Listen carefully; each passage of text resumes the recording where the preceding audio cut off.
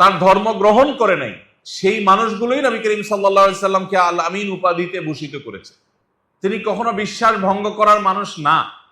তিনি যখন মক্কা থেকে হিজরত করে মদিনায় আসেন, যেই মক্কার মানুষদের অত্যাচারে নিপীড়নে নিজের মাতৃভূমি ফেলে রেখে অজানার উদ্দেশ্যে নতুন একটা ভূমিতে মদিনার উদ্দেশ্যে তিনি বের হয়ে যেতে হচ্ছে, সেরকম কঠিন একটা পরিস্থিতিতে সিচুয়েশনে তিনি যখন তার অত্যন্ত কাছের স্নেহভাজন আলী রাদিয়াল্লাহু তাআলা আনহুকে যখন ডেকে বললেন, আলী, আমি যে কোনো মুহূর্তে মক্কা ত্যাগ করব, কিন্তু তুমি ত্যাগ করতে পারবে না। তুমি 3 দিন মক্কা অবস্থান করবে, এরপর তুমি মদিনায় ফেরত আসবে। কেন অবস্থান করবে? নবী সাল্লাল্লাহু আলাইহি সাল্লাম বললেন, তোমার 3 দিনে কিছু কাজ আছে, কাজগুলো আমি বুঝিয়ে দিচ্ছি। কাজ হলো, দীর্ঘদিন পর্যন্ত মক্কার মানুষেরা নবী সাল্লাল্লাহু আলাইহি সাল্লামকে আল আমিন এবং বিশ্বস্ত হিসাবে সার্টিফিকেট দিয়ে, উপাধি দিয়ে, টাইটেল দিয়ে তার কাছে তাদের সব মূল্যবান সম্পদগুলো জমা রাখতেন। নবী সাল্লাল্লাহু আলাইহি সাল্লাম বললেন আলী রাদিয়াল্লাহু তাআলাকে যে আমি তো চলে যাচ্ছি, কাউকে বলে যেতে পারছি না, সঙ্গোপনে রাতের অন্ধকারে আমাকে মক্কা ছাড়তে হচ্ছে।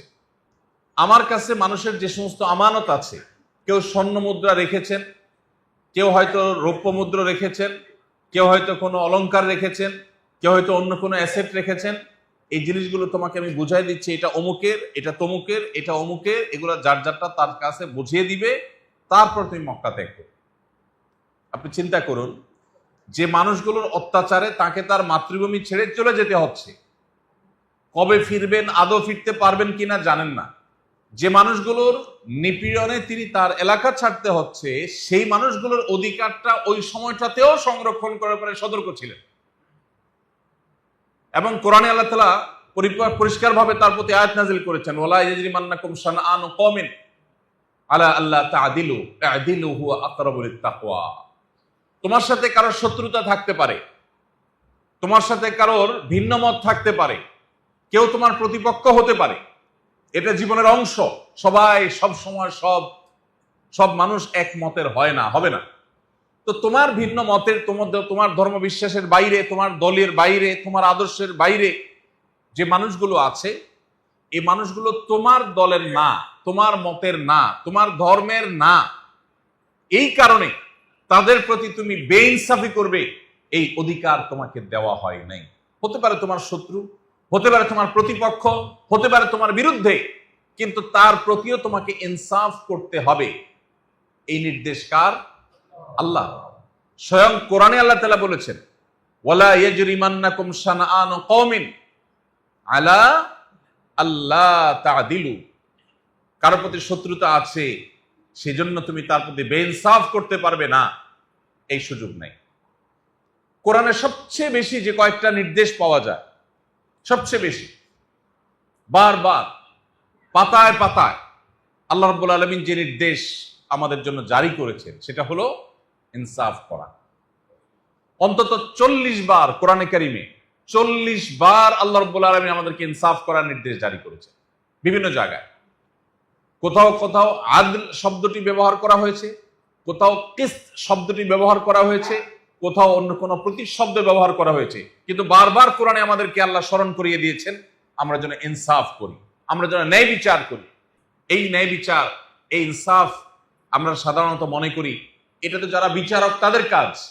প্রত্যেকটা মানুষ প্রতিদিন অসংখ্যবার তার জীবনে ন্যায় বিচারের প্রশ্ন আসে। আজকে সকাল থেকে এই যে রাত হলো, এই পুরো সময়ের মধ্যে আপনার অন্তত কয়েকবার করে ন্যায় বিচার করবার প্রশ্ন আপনার সামনে এসেছে। আপনার সন্তানদেরকে যখন আপনি ভালোবাসবেন, তাদেরকে কোনো উপহার উপঢৌকন দিবেন, গিফট দিবেন, সেখানে আপনার ন্যায় বিচারের প্রশ্ন আছে। আপনি যখন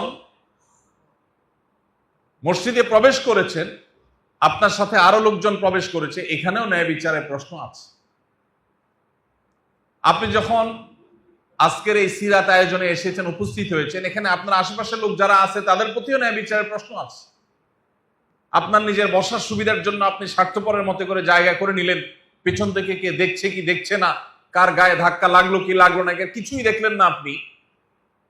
এখানে ন্যায় বিচারের প্রশ্ন আছে না নেই? ইমানদারের জীবনে প্রতিদিন অগণিতবার তার ন্যায় বিচারের প্রশ্ন তার সামনে এসে দাঁড়ায়। আপনি একটা রিক্সা উঠলেন, সেই রিক্সা চালকের প্রাপ্য অধিকার দেওয়ার ক্ষেত্রে ন্যায় বিচারের প্রশ্ন আছে না নাই? উঠার সময় আপনি মুলামুলি করে উঠলেন না, নামার সময় ঝগড়া বাঁধায় দিলেন, টাকাটা দিলেন ঠিকই, দুটা কটু কথা শুনে দিয়ে চলে গেলেন, ন্যায় বিচারের প্রশ্ন আছে না নাই?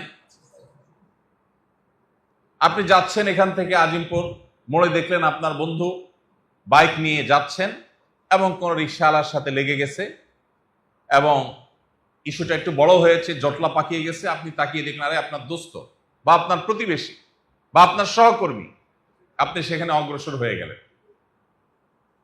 আপনি আগে থেকে আপনার বন্ধু যেহেতু, আপনার পরিচিত লোক যেহেতু, আগে থেকে আপনি বায়াসড, এখন চোখ বন্ধ করে আপনি তার পক্ষ হয়ে রিক্সাওয়ালার সাথে তর্ক জড়িয়ে দিলেন। ন্যায় বিচারের প্রশ্ন আছে না নাই? আপনার বন্ধু অন্যায় করার পর যদি আপনি সেখানে গিয়ে বলতে পারেন দোস্ত ভুলটা তোমার হয়েছে, চলো এটাকে স্বীকার করে মিটমাটের ব্যবস্থা নেই, এটা করার মতো মেরুদণ্ড কয়জনের আছে? খুব কম। প্রিয় ভাইরা আমার, আজ ন্যায় বিচারের যে সংকট আমাদের ঘরের অভ্যন্তর থেকে নিয়ে, রাস্তাঘাট থেকে নিয়ে, অফিস আদালত থেকে নিয়ে রাষ্ট্রের সর্বোচ্চ পর্যায় পর্যন্ত প্রত্যেকটা সেক্টরে, প্রত্যেকটা জায়গায় যে পরিমাণ ন্যায় বিচারের সংকট আছে, এই ন্যায় বিচারের সংকট মোকাবেলা করার সবচেয়ে সহজ পথ হলো মুহাম্মদ সাল্লাল্লাহু আলাইহি সাল্লামকে চর্চা করা, তার সিরাত অধ্যয়ন করা, তার অনুকরণ অনুসরণ করা এবং তাকে আমাদের জীবনে প্রাসঙ্গিক করে তোলা। সমাজকে পরিবর্তন করবার জন্য এর চাইতে কার্যকর আর কোনো পথ আমাদের সামনে খোলা নেই। আপনি পৃথিবীতে অনেক সমাজ পাবেন যেই সমাজে ন্যায় বিচারের অনেক সুন্দর সুন্দর উদাহরণ আছে। আপনি যদি পশ্চিমে চলে যান, পূবে চলে যান, ইউরোপ আমেরিকাতে চলে যান, আপনি দেখবেন ন্যায় বিচারের দারুণ দারুণ উদাহরণ আছে। তারা সবাই কিউ মেনটেন করে চলাফেরা করে, বাসে উঠবে সবাই নিজ নিজ দায়িত্বে লাইনে দাঁড়িয়ে গেছে, কেউ কারোর সাথে ধাক্কাধাক্কি করছে না। এরকম ন্যায়সঙ্গত আচরণের বহু দৃষ্টান্ত পাবেন। কিন্তু সেই সমাজেই আবার দেখবেন অসংখ্য অগণিত অবিচার চলছে, যেগুলো হয়তো আপনার আমার চোখে বা দৃষ্টিতে ধরাও পড়ছে না। সে সমাজের মানুষ তাদের ট্যাক্সের টাকায় যখন ফিলিস্তিনের নিরীহ মানুষের উপরে বোমা মারা হয়, তখন তারা মুখে কুলুপ এঁটে বসে থাকে। ন্যায় বিচার না অবিচার? অবিচার। মুহাম্মদ সাল্লাল্লাহু আলাইহি সাল্লামের আদর্শের বাইরে পৃথিবীতে যত চকচকে তকতকে, যত আদর্শ, যত সৌন্দর্য আপনি দেখবেন, সেটার একটা লেয়ার অনেক সুন্দর দেখা গেলেও তার পেছনের লেয়ার অনেক কালো, নিকশ কালো, অন্ধকার। আপনি যদি সকল লেয়ারে উজ্জ্বলতা আশা করেন, সকল লেয়ারে সৌন্দর্য আশা করেন, তাহলে মুহাম্মদ সাল্লাল্লাহু আলাইহি সাল্লামকে চর্চার কোনো বিকল্প পথ আপনার সামনে খোলা নেই। আস-সুন্নাহ ফাউন্ডেশন, উম্মার স্বার্থে সুন্নাহর সাথে।